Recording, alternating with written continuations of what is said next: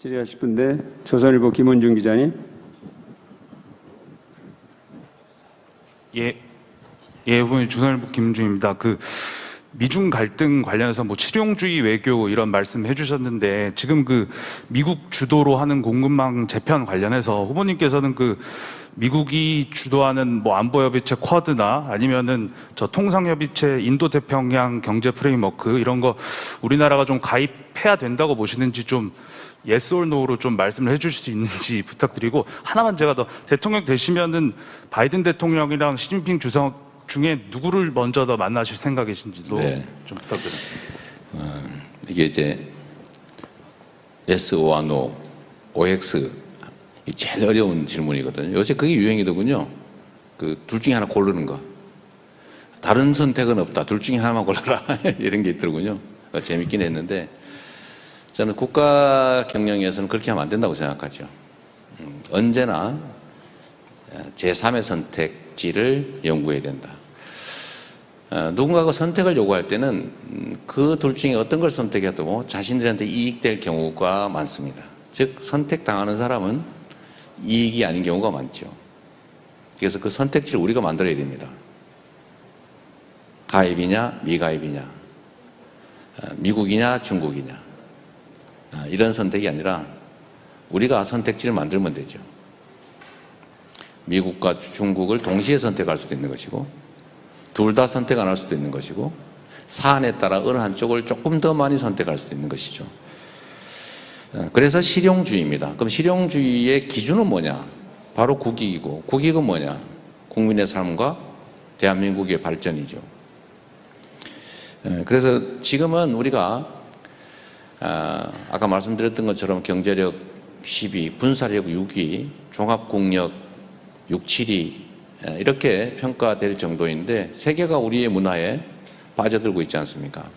우리가 그렇게 과거처럼 위축될 필요가 없다. 소심해질 필요가 없다. 당당하게 세계 국가의 일원으로서 우리가 주도권을 가지고도 얼마든지 선택당하지 않고 선택을 요구할 수 있는 상태라고 생각합니다. 지금 이제 쿼드 말씀하셨는데, 그 역시 우리 국가의 이익을 중심으로 판단해야 하고, 공식적으로는 쿼드 가입을 요구받은 바도 없고, 공식적으로 논의한 바도 없기 때문에 미리 우리가 어떤 결정을 할 필요는 없는 거죠. 물어봐도 미리 대답할 필요는 없는 것이고, 물어보던들 그때 가서 우리가 필요한 우리의 입장에서 제3의 답을 할 수도 있는 것이다. 그래야 된다고 생각합니다. 어떤 분이 모호함을 피해서 어느 한쪽을 선택해야 된다라고 하시던데, 가장 위험한 생각이다. 가장 비주체적이고 가장 굴종적인 자세, 자신에 대한 확신이 없는, 어디로 가야 될지를 모르는 사람만이 할 수 있는 그런 태도고, 우리는 언제나 우리 중심으로, 모호함이라기보다는 우리 중심으로 판단해야 된다라고 생각합니다. 네, 감사합니다.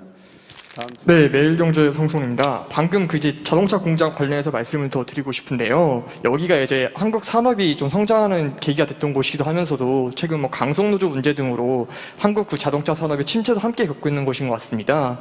근데 후보님께서 노동 공약 많이 말씀하셨는데, 노동 개혁에 대해서는 좀 많이 말씀이 없으셨던 것 같아서 이 부분에 대해서 질문 드리고 싶습니다.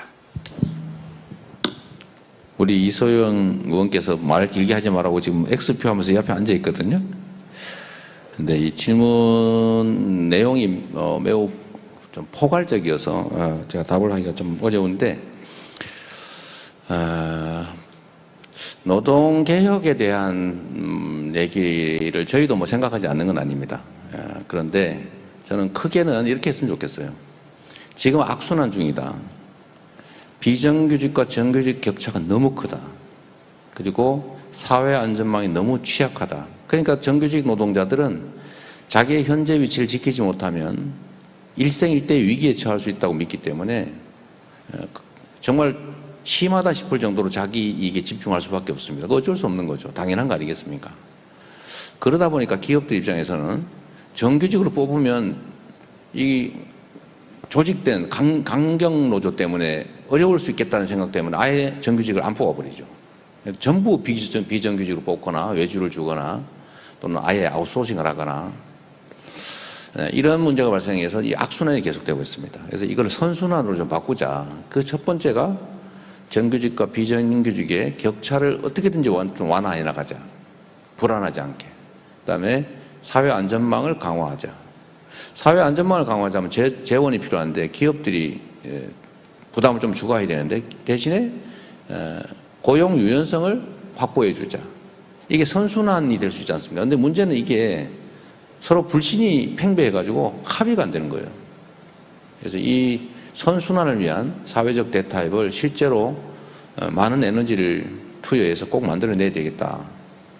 그래서 우리 사회가 겪고 있는 정규직과 비정규직 차별 문제, 부족한 안전망 문제, 고용 유연성 문제 또는 이제 부담을 좀 늘리는 문제를 한꺼번에 해결할 수 있을 것 같다는 생각합니다.